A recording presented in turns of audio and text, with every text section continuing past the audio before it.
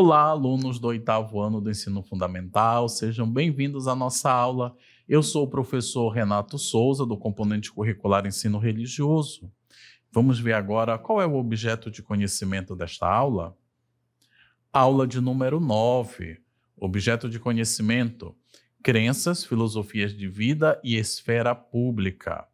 Detalhamento, a alienação religiosa.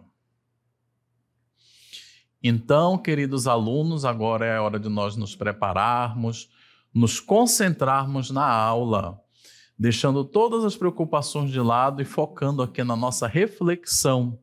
Muita atenção porque a nossa aula vai começar.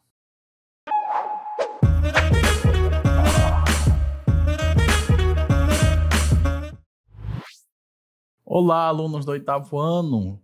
Então, vamos começar agora com essa aula para nós entendermos esse processo, quando a religião ela é usada de forma errônea e passa a ser um instrumento que aliena as pessoas, que manipula as pessoas, né, para fins que não são religiosos, não são nada religiosos. É uma pena que algo tão bonito como são as nossas religiões, as nossas espiritualidades, as nossas tradições místicas e todo esse universo religioso é usado de forma errada. Então vamos lá, vamos ver o que é em primeiro passo. Vamos ver aqui o conceito, né, do que é alienação. Vamos lá. A alienação é a diminuição da capacidade dos indivíduos em pensar ou agir por si próprios. Olha, essa frase aí está até com uma cor diferente, né, que ela resume bem, ela sintetiza bem a alienação. O próximo parágrafo ele é só um aprofundamento. Né? Alienação é essa diminuição, é quando algo diminui a nossa capacidade de pensar ou de agir por nós mesmos, né, por si próprios. Os indivíduos alienados não têm interesse em ouvir opiniões alheias e apenas se preocupam com o que lhes interessa. Por isso, são pessoas alienadas. Só pensam naquilo que interessa a eles, só pensam nas ideias, nas motivações deles. Não conseguem pensar em nada diferente. Um indivíduo alienado pode ser também alguém que perdeu a razão. A razão é essa dimensão nossa de pensar, de refletir, de questionar, de perguntar por que não pode ser dessa outra maneira e só pode ser dessa, né? De buscar alternativas para as diversas situações da vida, né? É a razão que, como nós vamos estudar lá para o ensino médio, vai dar origem, por exemplo, à filosofia, né? A filosofia que é tão característica nossa dos seres humanos. Olha aí a definição de alienação, né? Muito importante, né? E fica essa reflexão, nós conseguimos pensar por nós mesmos ou outras pessoas pensam por nós, dizem o que devemos fazer, né? Vamos lá, vamos seguir. Aí temos reforçando e aí vamos avançar aqui. A alienação religiosa. A alienação geralmente é provocada por um agente exterior à pessoa, né? A alienação, geralmente ela não vem da própria pessoa. Há coisas que nos alienam, que provocam, que promovem essa alienação dentro da gente. Vai aparecendo aí aos poucos.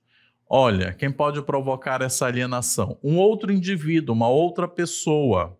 Às vezes um amigo, um parente, né? Alguém uma outra pessoa com quem nós convivemos ou que nós conhecemos só pelas redes sociais, por exemplo. Outra coisa, um livro que lemos pode nos levar à alienação. Tanto pode nos educar, aumentar o nosso conhecimento, como também pode nos alienar. Que mais? Uma ideia, né? Uma ideia de um amigo que nos leva a fazer uma coisa errada, né? Nos leva a desobedecer os pais. Aí também é um caso de alienação. Que mais? Uma ideologia, né? Um sistema ali com vários pensamentos e às vezes a ideologia ela pode ser uma ideologia boa, né? Por exemplo, na religião, cada religião tem a sua ideologia que nos leva a um crescimento espiritual, mas também há ideologias que nos afastam das coisas certas. Que mais? Uma religião, né? Todo o seu sistema dogmático, o seu sistema doutrinário, também quando a religião é mal usada, ela também pode nos levar à alienação. E o que mais? O último e mais importante, inclusive ao longo dessa aula nós vamos desenvolver esse último, o uso político da religião.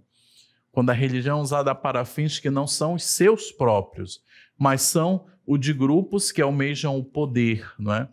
Então, eles usam a religião como uma forma de alienar as pessoas. Nós temos mais reflexão sobre isso. Olha só, em todos esses casos, ocorre o mau uso ou uma deturpação do fenômeno religioso. Olha só que coisa forte, não é? O mau uso ou uma deturpação do fenômeno religioso. E este passa a justificar atitudes erradas e até mesmo criminosas. Né? Quando acontece o mau uso, a deturpação da religião, muitas pessoas, né, usam a religião para justificar atitudes erradas, atitudes violentas e até mesmo atitudes criminosas. Muito grave isso. Vamos continuar ainda nessa reflexão. Quando se interpreta mal o conteúdo de um livro, quando se aplica mal uma ideia, quando se constrói e se compreende mal uma ideologia, e quando se prega mal uma religião, podem ocorrer as diferentes formas de alienação. A gente vem falando isso, né, falamos sobre isso anteriormente. Quando a gente compreende mal as coisas, quando somos levados a essa compreensão errônea, deturpada, né, então pode haver sim a questão religiosa. Às vezes as pessoas são violentas, religião nenhuma nos manda ser violentos, mas às vezes a gente é violento com as pessoas e diz, mas eu fiz isso porque a religião mandou, porque o líder religioso mandou, ou o que é mais grave ainda, porque Deus mandou, e Deus não mandou nada disso. A nossa compreensão que foi errada, ou nós fomos levados a compreender de forma errada que Deus nos mandou agredir as pessoas, né? Promover a guerra com outro grupo religioso ou com um grupo social. E nenhuma religião prega isso. Né? E agora vamos começar a ver aqui, muito interessante, como intelectuais começam a analisar, a ler, né? Começaram a analisar, a ler, sobretudo a partir do século XIX, essa questão do mau uso da religião e como ela passa a ser um instrumento que aliena as pessoas. Vamos lá. Vamos começar aqui com o filósofo alemão Karl Marx. Para esse filósofo alemão, a religião era um instrumento que servia aos interesses do Estado e da burguesia, ou seja, das pessoas mais ricas, com o fim de anestesiar o povo. Entenda-se aqui o povo como as classes mais pobres, né? Mais empobrecidas da sociedade, a grande massa de uma população. Né? A religião teria como finalidade incutir nas pessoas a submissão aos poderes públicos, econômicos e religiosos, evitando assim todo tipo de revolução social. Olha a leitura que Karl Marx faz. Né? Ele entende que a religião ela começa a ser usada, ou começou a ser usada a um dado momento da história, para evitar que as pessoas buscassem mudanças sociais, melhorias de vida, e pudessem combater toda forma de corrupção, de exploração, né, de maus tratos ao povo. Né? Assim como se dissesse, olha, vamos usar aqui a religião para abençoar esse governo. Um governo abençoado por Deus não pode ser questionado. Então, o povo precisa se submeter a esse governo abençoado por Deus. Ele começa a fazer essa leitura muito crítica do uso da religião. Ainda temos mais coisas sobre essa leitura de Karl Marx. É de Marx a frase: a religião é o ópio do povo. nessa frase, o filósofo qualifica a religião como uma substância alucinógena, o ópio, bastante usada pela burguesia europeia na Idade Média e no início da Idade Moderna. Né? Então, a gente tem que ter cuidado para pensar, não, Marx está falando mal da religião. Não, ele está falando mal do uso que se faz da religião, do uso que alguns grupos sociais, alguns grupos políticos, econômicos, fazem da religião. Eles transformam a religião numa forma, num instrumento muito eficaz para manter o povo ali subordinado a eles. Interessante isso. Vamos lá, vamos continuar com esse pensamento de Marx. É importante destacar que Marx condena, como eu acabei de falar, o mau uso da religião, o mau uso político e social da religião. Né? A gente tem que tirar um pouco essa ideia de que Marx fala mal da religião. Não, ele não fala mal da religião. Outra coisa é que as pessoas que seguiram depois a ideologia dele fizeram. Mas ele mesmo não fala mal da religião, mas sim do uso que se fez da religião. E agora vamos ver aqui um outro filósofo que também vai falar um pouco sobre isso. Olha, Ludwig Feuerbach, né? Outro filósofo alemão, né? Para Feuerbach, né, o problema religioso não estava no social, ou seja, no uso social da religião, no papel social da religião, mas no próprio ser humano. Né? Se para Marx o problema da religião era um problema social provocado pelas lideranças da sociedade, para Feuerbach não, o problema é pessoal, individual. Vamos lá ver ainda o que ele continua falando. Para ele, a religião se torna uma alienação quando o ser humano projeta a si mesmo, indo além dos limites humanos e criando um ser com atributos humanos e divinos ao mesmo tempo. Ou seja, para Feuerbach, o problema é quando o ser humano olha para si mesmo, né, e de repente de si ele cria um ser humano e divino ao mesmo tempo, né, que o tira do convívio social, que o aliena do convívio social, do convívio com outras pessoas. Então o problema começa dentro do próprio ser humano. Vamos ver ainda o que Feuerbach diz. Para Feuerbach, Deus seria uma manifestação da alienação humana da própria pessoa, quando esta se percebe livre, pelo menos ideologicamente, das limitações de sua própria existência, como a mortalidade e a finitude, por exemplo. Ainda mais, a religião será responsável por esse processo de alienação, segundo esse pensador. Né? Então, a religião ela acaba incutindo no ser humano isso e ele acaba criando, a partir dele, esse ser imaginário que o leva a essa alienação, né? Se considerar melhor do que os outros ou a fazer as coisas porque esse ser que ele cria manda ele fazer, né? Às vezes fugindo, superando as orientações sociais, as normas sociais, as leis, né? Dizendo, não, eu fiz tal coisa porque Deus mandou, e às vezes Deus não mandou nada, né? O Deus da religião manda justamente o contrário, né?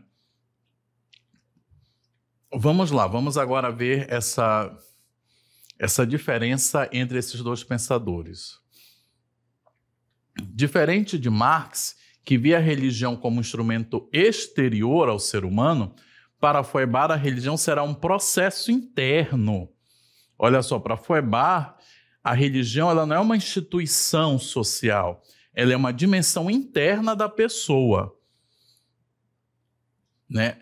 Que essa pessoa que verá em suas próprias potencialidades um ser superior e transcendente.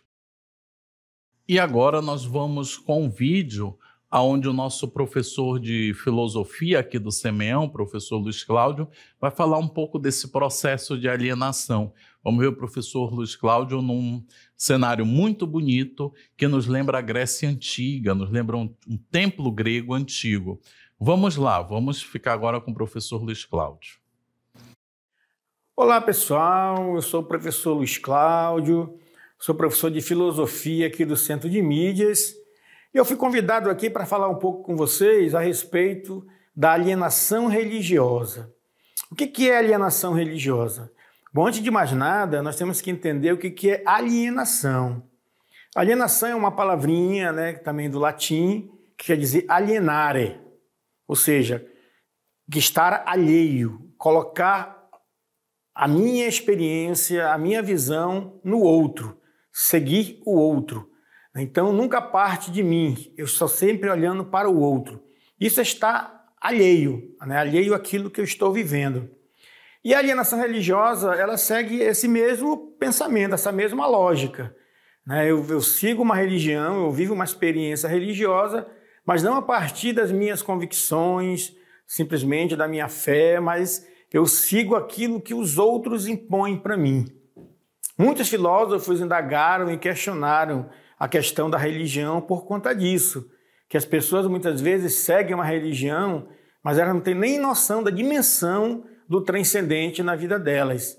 Elas apenas simplesmente seguem porque está sendo colocado para elas daquela forma, por causa impõe o medo nas pessoas, o pecado, né, o sofrimento, o inferno. Então as pessoas acabam, por esse medo, elas acabam colocando no outro, ou seja, na religião, nas pessoas que lideram as religiões, a sua convicção e acabam seguindo ali sem ter aquela consciência realmente verdadeira e o sentido verdadeiro do que é, né, viver uma experiência religiosa. Muito obrigado, professor Luiz Cláudio, por essas elucidações, por aprofundar para nós esse tema.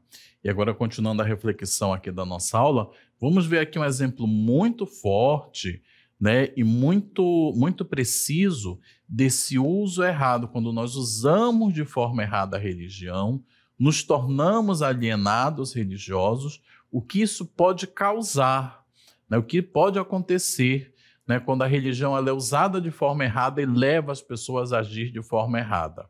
Vamos lá? Olha aí, a religião como motivadora de guerras. Olha que interessante isso, mas não é bonito não. É interessante, mas não é bonito. Né? Ao longo da história, não poucas vezes se utilizou a religião como motivadora de guerras entre reinos e povos inteiros. Veja só. Se usou a religião para motivar, para incentivar as pessoas a entrar em guerras umas com as outras. Então, isso é uma utilização muito ruim da religião, né? Os líderes religiosos foram levados a abençoar armas, exércitos, né? Para o derramamento de sangue, para tirar a vida do semelhante. Vamos continuar nessa reflexão? Este foi o outro uso inadequado da religião, que por si mesma é promotora da paz entre as pessoas e os povos. Olha aí a contradição. A religião, quando ela é bem vivida, quando ela é bem trabalhada, ela é promotora da paz entre as pessoas e os povos. E não pode ser motivadora de religião, não pode, de guerra, não pode abençoar as guerras, né? Vamos ver aqui um conceito importante. As guerras motivadas pela religião ficaram conhecidas como guerras santas. Olha que coisa. Guerra santa, professor? Mas como assim? O senhor acabou de dizer que a religião ela é usada para paz, para a construção de harmonia, de fraternidade entre as pessoas. Nós estamos escutando isso nas suas aulas. Como que agora aparece esse negócio de guerra santa, professor? Veja só, vamos olhar aqui o próximo slide, que ele vai dizer. O termo é uma contradição, porém o fato foi e tem sido uma triste realidade no mundo. Esse termo guerra santa é extremamente contraditório, porém ainda é uma realidade, né? Ainda é uma realidade. O termo ele é realmente contraditório, né? Uma guerra jamais é santa, você jamais vai compreender, nós vamos ter grande dificuldade de ver Deus em meio a uma guerra. Porém, muitas guerras ao longo da história foram e são cometidas em nome de Deus. É muito grave isso. Vamos ver aqui um exemplo. Um exemplo de guerras santas foram as cruzadas medievais, onde os cavaleiros cristãos do Ocidente guerrearam contra exércitos de reinos muçulmanos pelo controle religioso e político da Terra Santa durante a Idade Média. Olha só, né? O uso político da religião levou aí a essa guerra santa, porque reinos de uma determinada religião quiseram expandir seus territórios e outros não quiseram perder territórios que já eram seus, né? Então houve essas cruzadas, isso a gente estuda muito em história, né? E motivadas pela religião, sobretudo, né? Tem filmes, tem livros, tem muita coisa sobre as cruzadas no período medieval. Né? Depois vocês podem tranquilamente assistir e ler esses livros, esses filmes, para entender melhor. Né? Mas muito sangue se derramou nesse período, muito sangue se derrama hoje em nome de Deus ainda. Né? Vamos continuar na nossa reflexão. Na Idade Moderna, há o fenômeno da intolerância religiosa, que tem sido uma espécie de guerra travada pelas minorias religiosas que, geralmente, sofrem algum tipo de ataque preconceituoso. Dentro dessas minorias religiosas estão as religiões de matriz africana e as religiões indígenas. Esses dois grupos religiosos têm sofrido uma verdadeira guerra na luta por seus direitos. Olha só, né, a gravidade da situação, né? Muitas guerras religiosas hoje não se usam propriamente armas, mas são travadas nas cidades, nos municípios do interior, nas cidades pequenas e também nas grandes cidades, né, que são os casos de intolerância religiosa contra grupos religiosos. Né? E esses ataques feitos a esses grupos religiosos são motivados por outras religiões. Né? Se usa outras religiões como motivação. Vamos ver aqui também um outro uso da religião, que também não é muito legal, não, que é o uso político da religião. Recentemente, nas últimas décadas, temos visto um destaque para o tema religião nas notícias acerca das eleições. Olha aí que interessante. Vamos continuar. Grupos numerosos de eleitores religiosos têm sido cada vez mais disputados pelos candidatos a cada eleição. Nas análises que os jornalistas fazem, que os especialistas em eleição, em campanha política, em pesquisa eleitoral fazem, cada vez mais se fala de blocos de eleitores religiosos. Né? O próximo slide vai aprofundar um pouquinho isso. Olha, baseado nisso, muitas propostas eleitorais têm sido pautadas na moral religiosa, mesmo em oposição ao ideal democrático e à laicidade do Estado brasileiro, que não possui uma religião oficial. Olha, isso é inquietante, porque para conquistar esses eleitores, os candidatos falam de moral religiosa. Quando um candidato vai para um cargo público não como um religioso, mas como um cidadão. Por isso, suas propostas precisam respeitar a democracia e precisam respeitar a ideia do Estado laico. Não é a religião que determina o andamento da sociedade. É o ideal de democracia, um Estado para todos. Né? Vamos continuar nessa reflexão, ainda temos alguns slides sobre isso, né? Uma das estratégias usadas por grupos políticos para manipular os eleitores é a chamada pauta de costumes. Né?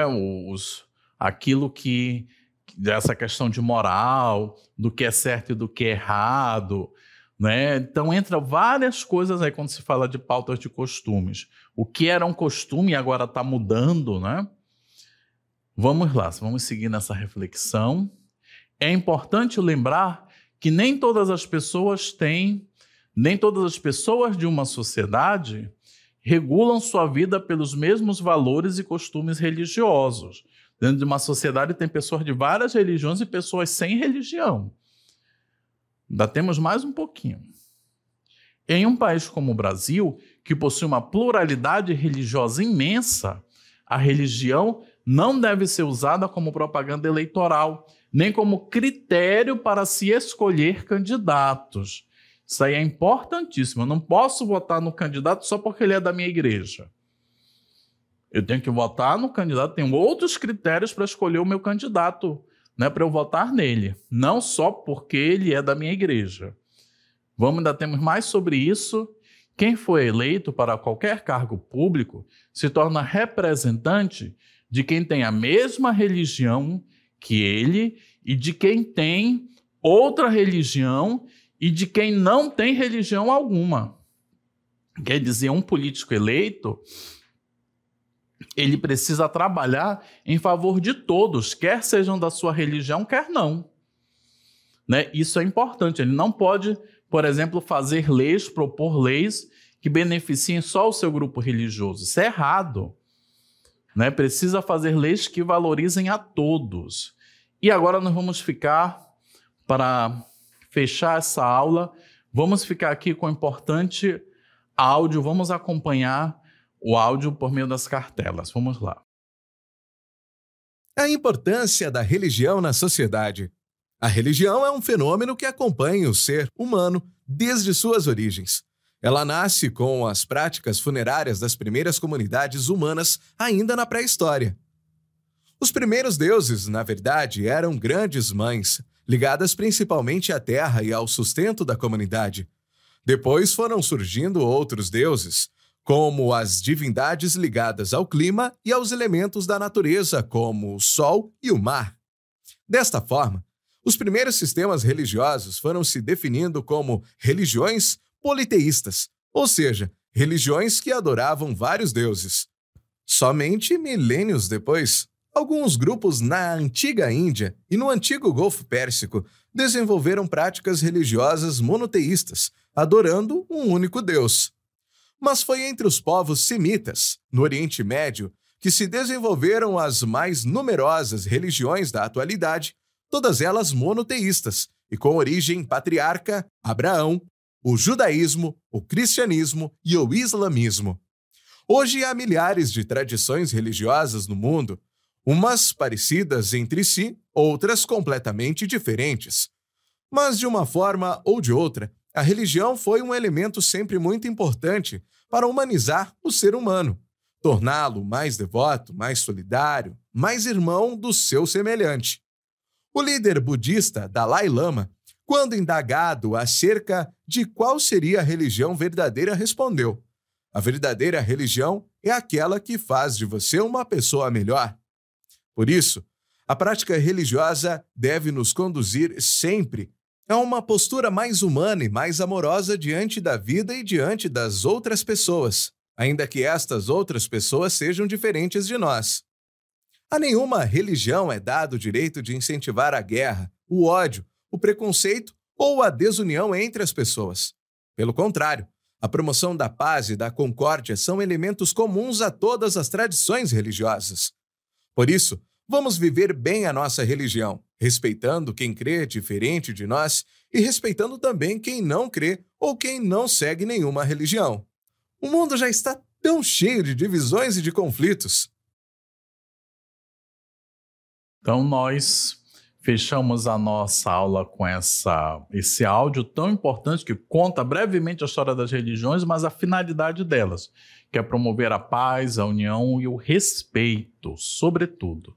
Então, queridos alunos, muito obrigado pela participação de vocês e até o nosso próximo encontro.